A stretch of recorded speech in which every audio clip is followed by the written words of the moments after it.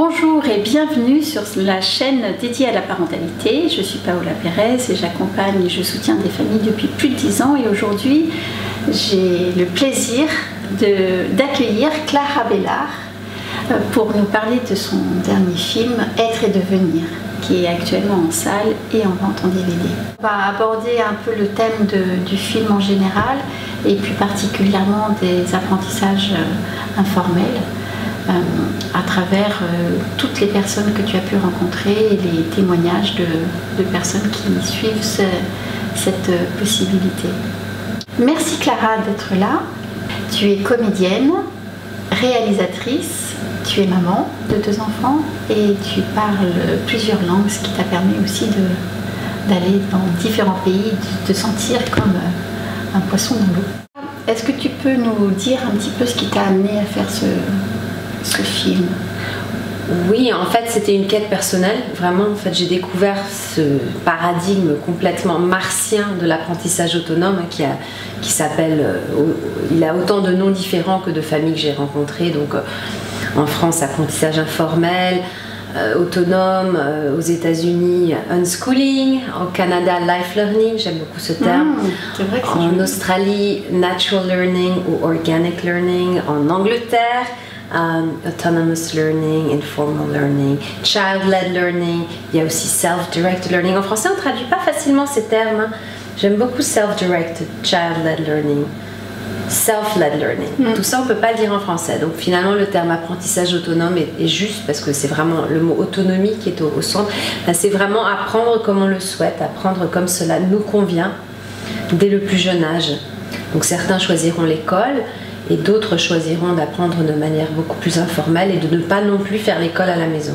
Oui, d'accord. Donc quand j'ai découvert ça, en fait, je me dis mais comment est-ce qu'ils vont apprendre? Je pensais qu'on ne pouvait apprendre que si on nous enseignait. Et donc j'étais très intriguée mais aussi très curieuse et j'ai eu envie assez vite de faire un documentaire parce que je rencontrais beaucoup d'enfants dont les parents avaient fait ce choix en famille, mais c'était moins facile de rencontrer des adultes qui auraient grandi ainsi. Et bien sûr, on a envie parce qu'on se dit mais qu'est-ce que ça va donner? C'est bien beau, oui. Effectivement, les enfants, waouh, ils sont directs, ils te parlent vraiment comme... ils n'ont pas peur de l'adulte, il n'y a pas cette séparation. Les affinités se font ou pas, mais c'est pas par tranche d'âge. Donc parfois, ils te parlent d'un ami et puis tu te rends compte que leur ami a 73 ans. Et puis, ils sont vraiment très occupés, depuis un très jeune âge, très intéressés par des projets personnels qui les occupent vraiment, donc très responsables de leur mission. Et je me disais, mais et après? Est-ce qu'ils vont grandir? Et comme le dit André Stern, on pense que si on ne va pas à l'école et si on ne fait en plus pas l'école à la maison, on va être asocial, illettré, au chômage, sans amis, sans travail. Voilà, bon, je me suis rendu compte très vite que c'était pas du tout ça, mais j'ai eu envie de rencontrer des personnes adultes qui auraient grandi comme ça, et aussi j'ai commencé à bouquiner, à dévorer des livres, et j'ai eu très envie d'aller rencontrer les auteurs de ces livres. Et aussi, une question qui revenait souvent, c'est: et s'ils veulent faire de hautes études, est-ce que toi, ton parent, tu les prives de cette possibilité? Donc j'ai eu envie aussi d'aller rencontrer des personnels d'admission de grandes universités. Voilà, donc c'était vraiment une quête personnelle. Et après, assez vite, en fait, je me suis rendu compte qu'il y avait très peu d'informations, en tout cas en France, où on ignore même que c'est un choix possible légalement. Et ensuite, quand on l'apprend, on pense que c'est une très très très mauvaise idée pour toutes les raisons que j'évoquais précédemment. Donc je me suis dit que c'était important de partager. J'avais eu la chance de tomber dessus, mais vraiment une chance. Je pense que mes enfants auraient pu arriver à l'âge de 20 ans sans que je n'ai jamais entendu parler de cette possibilité. Et je pense que j'aurais pas été contente de ne pas savoir que c'était un choix possible. Voilà. D'accord, donc tu as voulu partager toutes les informations que tu as pu récolter à titre personnel et les belles rencontres que tu as pu faire. Et faire connaître cette possibilité, cette autre modalité pédagogique qui est un choix possible parmi tant d'autres. Et du coup, tu as pu voir aussi des familles ou des personnes, comme tu dis, qui ont écrit des livres ou qui se sont vraiment intéressées à ce sujet-là dans différents pays, puisque tu as pu en voir en France, mais tu as pu en voir aussi aux États-Unis, en Angleterre, en Allemagne. Et puis après, j'imagine qu'à travers toutes les projections que tu as pu faire, tu as pu découvrir encore d'autres façons d'aborder le sujet dans les pays que tu as pu visiter. Oui, ce qui est très, très riche vraiment avec le fait de passer en salle de cinéma, c'est que du coup, les personnes qui viennent voir le film viennent de tous les horizons. Il y a des personnes qui ont déjà fait ce choix, il y en a d'autres qui n'en avaient jamais entendu parler, il y en a d'autres dont les enfants sont en demande, mais ils se posaient des questions, ils étaient inquiets. Il y a des grands-parents qui viennent parce que leurs enfants ont fait ce choix pour leurs petits-enfants, ils sont très inquiets, ils pensent que c'est quelque chose une lubie de leur fils et un cas isolé, puis se rendent compte qu'il y a une réflexion derrière, qu'il y a quand même pas mal de gens qui ont fait ce choix, ils sortent rassurés. Il y a des adultes qui n'ont pas du tout l'intention ni d'être parents un jour, mais qui ont une réflexion sur leur propre parcours. Et donc une personne en salle qui nous disait l'autre jour qu'elle souffrait encore à 30 ans du syndrome de la bonne élève, que c'était très difficile pour elle de rompre ça et d'arrêter de vouloir tout faire pour les autres, pour leur faire plaisir, de faire ce qu'on attendait d'elle. Il y a une personne qui était harcelée au travail et qui était en arrêt de travail post-traumatique et qui pensait retourner à ce poste parce qu'elle avait, nous expliquait-elle, assimilé le fait que l'humiliation et la maltraitance c'était normal, c'était la vie. Parce que depuis toute petite, c'était comme ça. Et là, en fait, c'était une pièce du puzzle dont elle avait besoin pour se rendre compte qu'elle pouvait dire non et qu'elle pouvait finalement reconstruire autre chose. Il y a des personnes qui souvent, d'ailleurs dans les parents, les familles que j'ai rencontrées, pour le film et après, moi j'arrivais avec un a priori comme quoi il y avait quand même une grande notion de sacrifice pour les parents, puisque ça demande beaucoup de temps avec les enfants et la carrière. Et je me suis rendu compte qu'en fait, bon, d'abord c'est un choix, c'est pas du tout vécu comme un sacrifice, c'est un choix de passer effectivement du temps ensemble, ça c'est indispensable. Mais souvent du coup le parent à 40 ou 50 ans change de métier parce qu'il se rend compte quand il voit son enfant s'épanouir que lui finalement ne fait pas ce qu'il a envie de faire et que peut-être qu'il n'est pas trop tard et qu'il en est peut-être capable. Et du coup reprend confiance en lui, parce que l'apprentissage autonome, il y a une chose qui est vraiment très importante à comprendre, c'est que ça ne demande pas le fait de ne pas scolariser son enfant et de le laisser apprendre de façon autonome. Il y a 1000 façons de le faire et la communauté est vraiment très présente, l'entraide, la débrouillardise. Donc en fait ça ne demande pas forcément de conditions financières élevées, au contraire c'est un choix qui implique souvent qu'on gagne moins et qu'on dépense moins et qu'on passe plus de temps ensemble. Ça ne demande pas non plus des parents diplômés, cultivés, pas du tout, parce qu'on découvre ensemble et puis que de toute façon les intérêts de l'enfant divergent totalement de ceux du parent dès un très jeune âge. Donc c'est l'enfant qui va se trouver lui-même un réseau de mentors bénévoles pour apprendre ce qui l'intéresse et auquel le parent ne connaît strictement rien, de toute façon, même s'il est diplômé. Mais en revanche, c'est un choix qui implique un énorme travail sur soi. Et donc souvent, on me dit, quand je demandais est-ce que c'est difficile, ce choix, et vous le vivez comme un choix difficile, et on me répond en fait, c'est pas difficile pour l'enfant d'apprendre, parce que les enfants sont des machines à apprendre, l'enfant apprend tout le temps, on peut juste ne pas interférer. Mais ce qui est vraiment très difficile, c'est pour le parent de ne pas avoir d'attente et de lâcher prise. Et ça, c'est une remise en question permanente, des pressions de la société permanentes, et puis un formatage qu'on a intégré. Exactement. Oui, donc c'est le deuxième effet qui se coule, quoi. Le premier effet qui se coule pour l'enfant, le deuxième effet qui se coule pour le parent qui, lui, grandit et apprend à travers ce choix. Oui, parce que voilà, ce que j'ai vu, ce qu'on m'a expliqué, c'est qu'on ne peut pas apprendre à faire confiance à ce point à l'autre, à son enfant et en la vie, sans que forcément on réapprenne à se faire confiance. Et c'est pareil pour l'écoute. Donc tout d'un coup on se retrouve adulte à réapprendre à écouter la petite voix intérieure qui nous dit ce qu'on a vraiment envie de faire de nos vies. Et ce qui est génial, c'est que finalement c'est jamais trop tard. Alors j'ai aussi rencontré des retraités qui disent moi j'ai attendu toute ma vie d'être retraitée pour faire ce que j'avais vraiment envie de faire.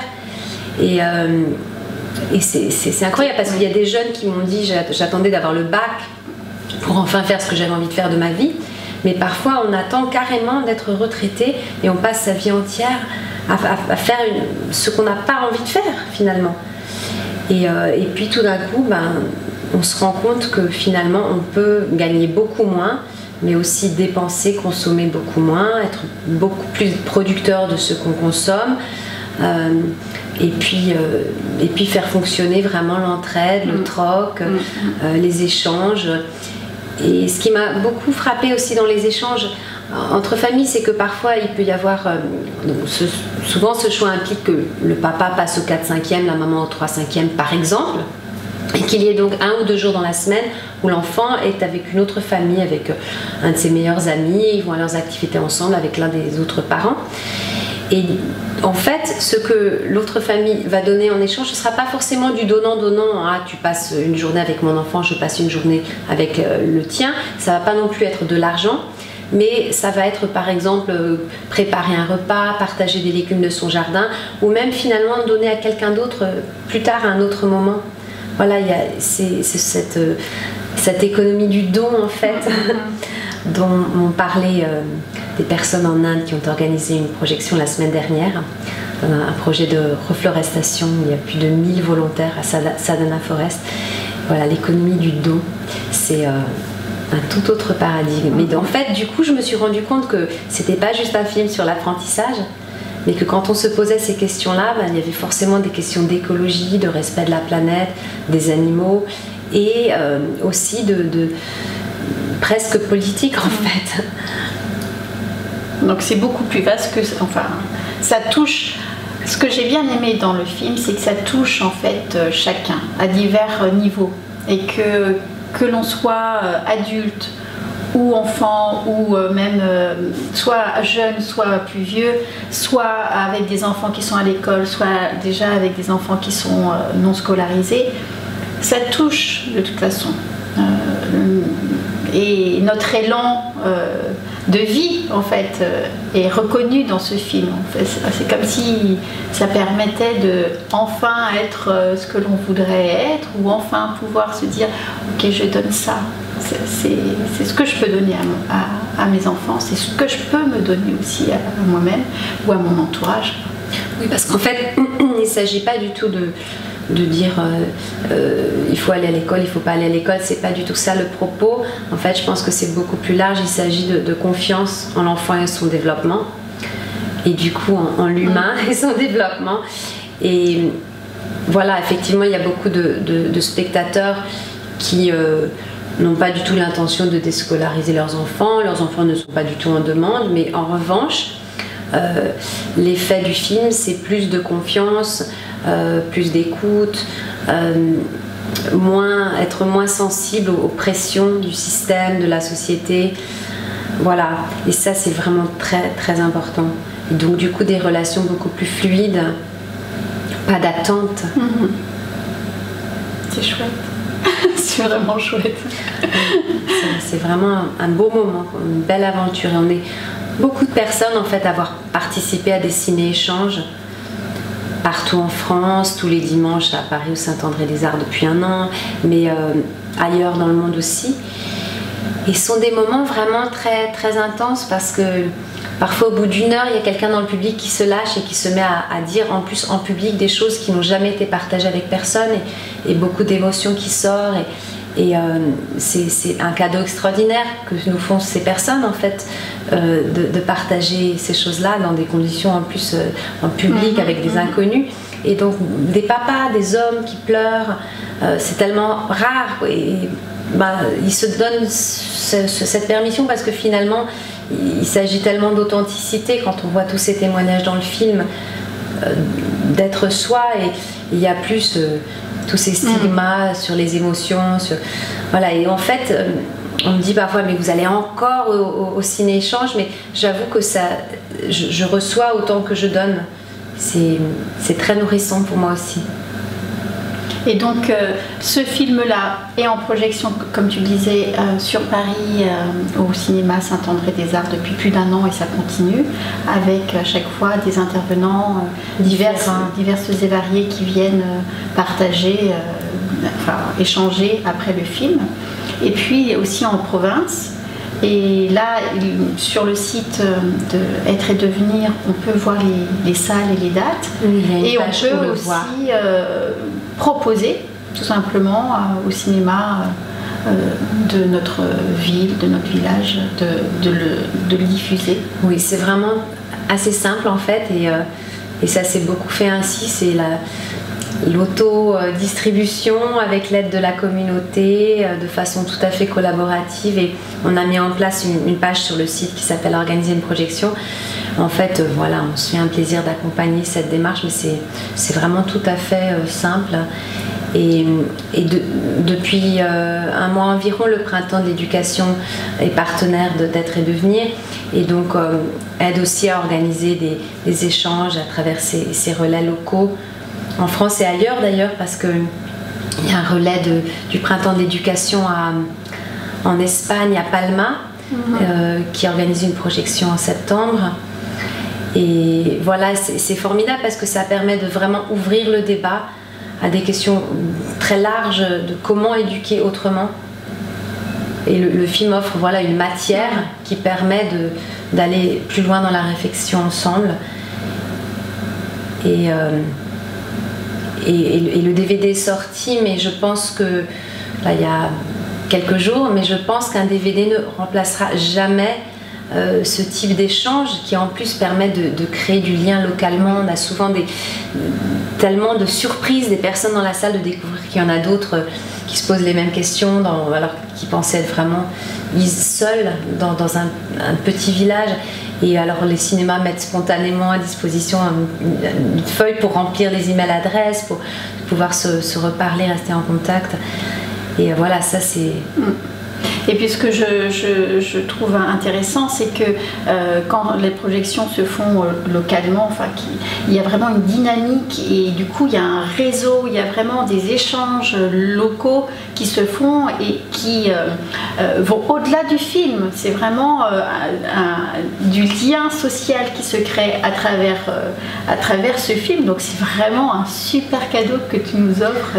Oui, et que toutes les personnes qui ont accepté d'intervenir dans le film, parce qu'en fait c'est pas évident d'accepter. Moi je débarquais avec ma caméra, et c'est vrai qu'il y a une dizaine d'années on me dit qu'en France assez systématiquement, quand des personnes qui avaient fait le choix de ne pas scolariser leurs enfants acceptaient d'être interviewées par la presse, les propos étaient pris hors contexte, déformés, et c'était vraiment très négatif.